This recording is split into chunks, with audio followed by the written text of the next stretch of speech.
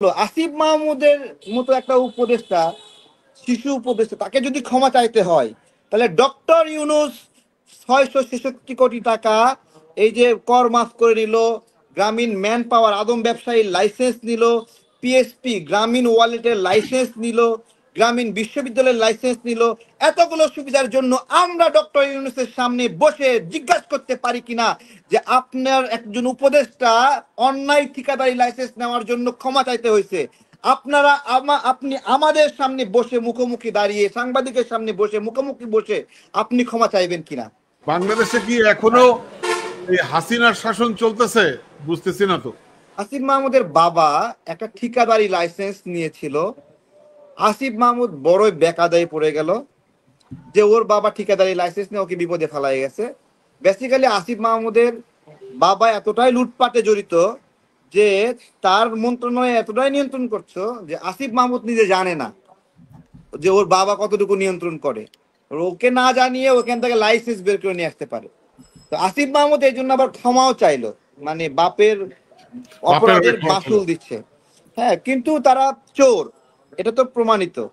আচ্ছা, আমার কথা হলো আসিফ মাহমুদের মতো একটা উপদেষ্টা, শিশু উপদেষ্টা, তাকে যদি ক্ষমা চাইতে হয় তাহলে ডক্টর ইউনূস 666 কোটি টাকা এই যে কর মাফ করে নিল, গ্রামীণ ম্যান পাওয়ার আদম ব্যবসায়ীর লাইসেন্স নিল, পিএসপি গ্রামীণ ওয়ালেটের লাইসেন্স নিল, গ্রামীণ বিশ্ববিদ্যালয়ের লাইসেন্স নিল। এতগুলো সুবিধার জন্য আমরা ডক্টর ইউনূসের সামনে বসে জিজ্ঞাসা করতে পারি কিনা যে আপনার একজন উপদেষ্টা অন্যায় ঠিকাদারি লাইসেন্স নেওয়ার জন্য ক্ষমা চাইতে হয়েছে। আপনি আমাদের সামনে বসে মুখোমুখি দাঁড়িয়ে, সাংবাদিকের সামনে বসে মুখোমুখি বসে আপনি ক্ষমা চাইবেন কিনা? এই কথাটা ডক্টর ইউনূস স্যারকে আমরা রাজনৈতিক দলগুলো, রাজনৈতিক অংশীদারগুলো, দেশের নাগরিকরা, সাংবাদিকরা জিজ্ঞাসা করার অধিকার রাখে কিনা। আপনার উপদেষ্টা ঠিকাদারি লাইসেন্স নেওয়ার জন্য যদি ক্ষমা চাইতে হয়, আপনি রাষ্ট্রের ক্ষমতাকে ব্যবহার করে এই গ্রামীণ ফোনকে সুবিধা দিচ্ছেন, গ্রামীণ ব্যাংকে বাংলাদেশের নাগরিকের, জনগণের, সরকারের 35% শেয়ার ছিল, সেটাকে কমিয়ে 10% করেছেন। আপনি আদম ব্যবসা করবেন, ম্যান পাওয়ারের ব্যবসা করবেন, আপনি সেই জন্য লাইসেন্স নিয়েছেন, গ্রামীণ বিশ্ববিদ্যালয়ের লাইসেন্স নিয়েছেন। আপনাকে জনগণের সামনে জিজ্ঞাসা করার অধিকার আছে কিনা, সাংবাদিকদের জিজ্ঞাসা করার অধিকার আছে কিনা যে আপনার এইগুলো নৈতিক হয়েছে কিনা। আসিফ মাহমুদের মতো আমি তাকে জিজ্ঞাসা করছি। অবশ্য অবশ্য ডক্টর ইউনূস স্যার অনেক চালাক এবং ধুরন্ধর। উনি সাংবাদিকদের মুখোমুখি হয় না, উনি আমাদের লোকাল সাংবাদিকদের মুখোমুখি হয় না। উনি 150 টাকার একজন প্রেস ব্রিফিং করার জন্য একজন আমলাকে পাঠায়, আর 300 টাকার একজন হলো আমলাকে প্রেস ব্রিফিং করার জন্য পাঠায়। এদেরকে সামনে সেট করে রাখছে। এদের ভ্যালুলেস কথা আমাদেরকে সারাক্ষণ বক বক বক বক করে শুনতে হয়, কিন্তু উনি সাংবাদিকদের সামনে কখনো এসে প্রশ্ন উত্তর করেন না। বাংলাদেশের যত রাষ্ট্রপ্রধান ছিল, হাসিনা, খালেদা, এরশাদ, জিয়াউর রহমান, তারা কখনোই সাংবাদিকদের মুখোমুখি প্রেস ব্রিফিং করতে কখনো ভয় পায়নি। কিন্তু ডক্টর ইউনূস কেন সাংবাদিকদের সামনে আসতে চায় না? সাংবাদিকরা প্রশ্ন করতে চায়, আপনি করিডোর দিলেন কার কার সাথে প্রশ্ন করে? যখন এদেশে সংখ্যালঘুদের উপর নিপীড়ন হচ্ছিল তখন সবাইকে ডেকে আলোচনা করতে পারলো, তাই না? কিন্তু এই যে আমেরিকা, করিডোর, এই যে জাতিসংঘ, এই জায়গায় উনি গোপনে কিছু একটা করতে চান, উনি আমাদের সঙ্গে এই গোপন কাজটা আলোচনা করলেন না। আমি এইটাই ওনার সামনে বসে জিজ্ঞাসা করতে চাই যে উনি এটা করলেন না কেন। সাংবাদিকরা জিজ্ঞাসা করতে চায়, কিন্তু সাংবাদিকরা কখনো ওনাকে পায় না। উনি 150 টাকার 2 জন ব্রিফিং করার জন্য আমলাকে দিয়ে রাখছে।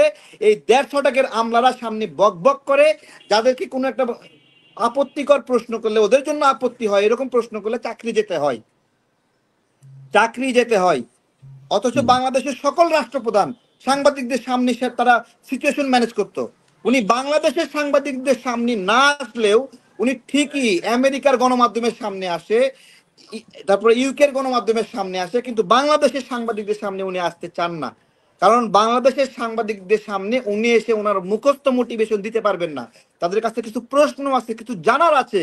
উনি মুখোমুখি আসছেন না এবং অভ্যস্ত না।